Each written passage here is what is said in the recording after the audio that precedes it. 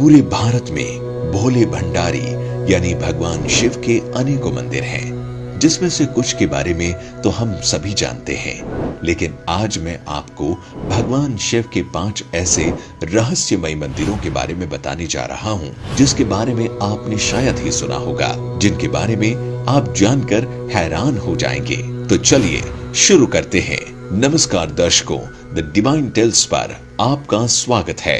पहला मंदिर, स्तंभेश्वर महादेव मंदिर। ये मंदिर अरब सागर के बीच कैम्बे तट पर स्थित है।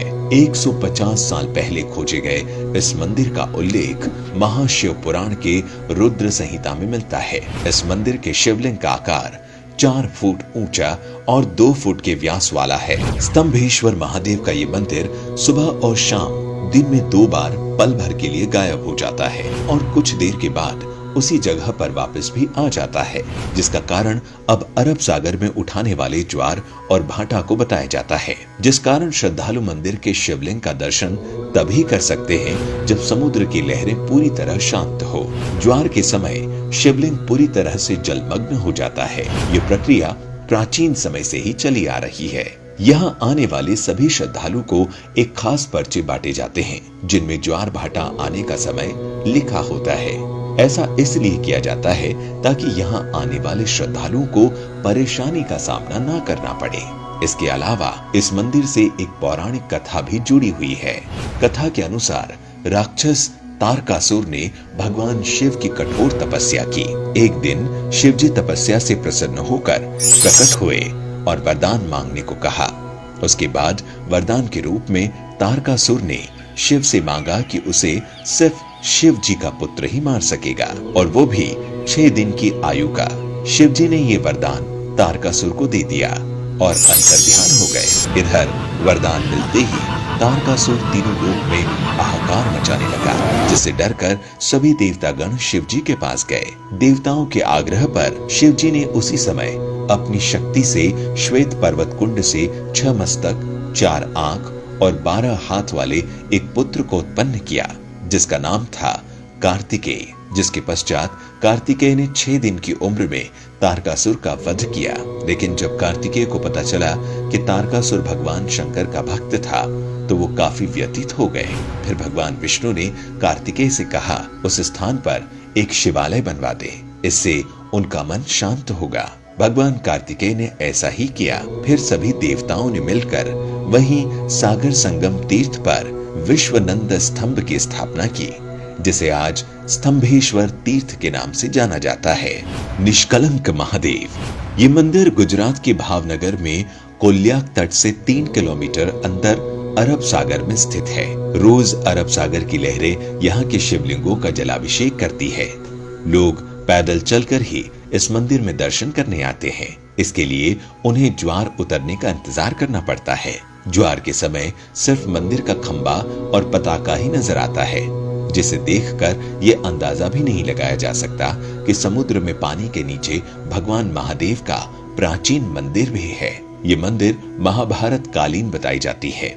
ऐसा माना जाता है कि महाभारत युद्ध में पांडवों ने कौरवों का वध कर युद्ध जीता था, पर युद्ध समाप्ति के बाद पांडवों को ज्ञात हुआ कि उसने अपने ही सगे संबंधियों के हत्या कर महापाप किया है। इस महापाप से छुटकारा पाने के लिए पांडव भगवान श्री कृष्ण के पास गए, जहां श्री कृष्ण ने पांडवों को पाप से मुक्ति के लिए एक कला ध्वजा और एक काली गाय सौंपी और पांडवों को गाय का अनुसरण करने को कहा, और कहा कि जब गाय और ध्वजे का रंग काले से सफेद हो जाए तो समझ लेना कि तुम सबको पाप से मुक्ति मिल गई है। साथ ही श्री कृष्ण ने पांडवों से ये भी कहा कि जिस जगह ये चमत्कार होगा वहीं पर तुम भगवान शिव की तपस्या भी करना। पांचों भाई भगवान श्री कृष्ण के कहे अनुसार काली ध्वजा हाथ में लिए काली गाय पीछे पीछे चलने लगे। इसी क्रम में वो सब कई दिनों तक अलग अलग जगहों पर गए, लेकिन गाय और ध्वजा का रंग नहीं बदला। पर जब वो वर्तमान गुजरात में स्थित कोलियाक तट पर पहुंचे तो गाय और ध्वजा का रंग सफेद हो गया। इससे पांचों पांडव भाई बड़े खुश हुए और वहीं पर भगवान शिव का ध्यान करते हुए तपस्या करने लगे। भगवान भोलेनाथ उनकी तपस्या से खुश हुए और पांचों पांडवों को लिंग रूप में अलग अलग दर्शन दिए। वही पांचों शिवलिंग अभी भी वहीं स्थित है। पांचों शिवलिंग के सामने नंदी की प्रतिमा भी है। पांचों शिवलिंग एक वर्गाकार चबूतरे पर बने हुए हैं तथा ये कोलियाक समुद्र तट से पूर्व की ओर 3 किलोमीटर अंदर अरब सागर में स्थित है। इस चबूतरे पर एक छोटा सा पानी का तालाब भी है जिसे पांडव तालाब कहते हैं। श्रद्धालु पहले उसमें अपने हाथ पांव धोते थे और फिर शिवलिंगों की पूजा अर्चना करते थे। क्योंकि यहाँ पर आकर पांडवों को अपने भाइयों की हत्या के कलंक से मुक्ति मिली थी, इसीलिए इसे निष्कलंक महादेव कहते हैं। भादव के महीने में अमावस को यहाँ मेला लगता है जिसे भाद्रवी कहा जाता है। प्रत्येक अमावस के दिन यहाँ भक्तों की विशेष भीड़ रहती है। लोगों की ऐसी मान्यता है कि यदि हम प्रियजनों की चिंता की आग शिवलिंग पर लगाकर जल में प्रवाहित कर दें तो उनको मोक्ष मिल जाता है। मंदिर में भगवान शिव को राख, दूध, दही और नारियल चढ़ाए जाते हैं। सालाना प्रमुख मेला भाद्रवी भावनगर के महाराजा के वंशज के द्वारा मंदिर की पताका फहराने से शुरू होता है और फिर यही पताका मंदिर पर अगले 1 साल तक फहराती है। तीसरा, अचलेश्वर महादेव मंदिर। अचलेश्वर महादेव मंदिर नाम से भारत में महादेव के कई मंदिर है, लेकिन राजस्थान के धौलपुर में स्थित अचलेश्वर महादेव मंदिर बाकी सभी मंदिरों से अलग है। ये मंदिर राजस्थान और मध्य प्रदेश की सीमा पर स्थित है, जो चंबल और बेहड़ों के लिए प्रसिद्ध है। भगवान अचलेश्वर महादेव का ये मंदिर इन्हीं दुर्गम बेहड़ों के बीच स्थित है। इस मंदिर का शिवलिंग जो दिन में 3 बार रंग बदलता है, सुबह में शिवलिंग का रंग लाल होता है, दोपहर में केसरिया और जैसे जैसे शाम होती है शिवलिंग का रंग सांवला हो जाता है। इन रंगों के बदलाव के रहस्य को कोई नहीं जानता। अचलेश्वर महादेव का ये मंदिर भी काफी प्राचीन है, क्योंकि मंदिर का ये इलाका डाकुओं के लिए काफी प्रसिद्ध था, जिस वजह से यहाँ कम श्रद्धालु आते थे। साथ ही यहाँ तक पहुँचने का रास्ता बहुत ही पथरीला और उबड़ खाबड़ था।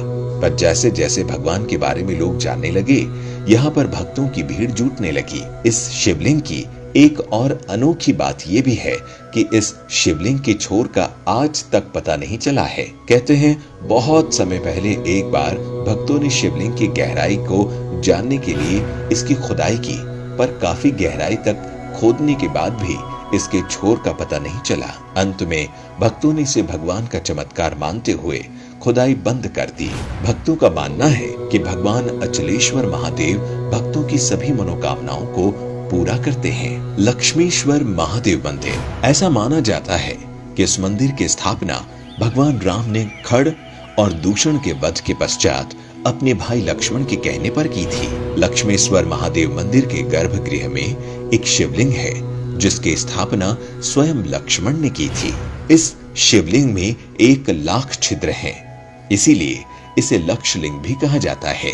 इस लाख छिद्रों में से एक छिद्र ऐसा भी है जो कि पातालगामी है, क्योंकि उसमें जितना भी जल डालो वो सब उसमें समा जाता है। लेकिन एक छिद्र अक्षय कुंड है, क्योंकि उसमें जल हमेशा ही भरा रहता है। लक्षलिंग पर चढ़ाया गया जल मंदिर के पीछे कुंड में भी चले जाने की मान्यता है, क्योंकि कुंड कभी सूखता नहीं। लक्षलिंग जमीन से करीब 30 फीट ऊपर है और इसे स्वयंभू लिंग भी माना जाता है। और 5वां, बिजली महादेव मंदिर। भगवान शिव के अनोखे अद्भुत मंदिरों में से एक है हिमाचल प्रदेश के कुल्लू में स्थित बिजली महादेव मंदिर। कुल्लू का पूरा इतिहास बिजली से जुड़ा हुआ है। कुल्लू शहर में व्यास और पार्वती नदी के संगम के पास एक ऊंचे पर्वत पर बिजली महादेव का प्राचीन मंदिर है। पूरी कुल्लू घाटी में ऐसी मान्यता है कि ये घाटी ही एक विशालकाय सांप के रूप में है।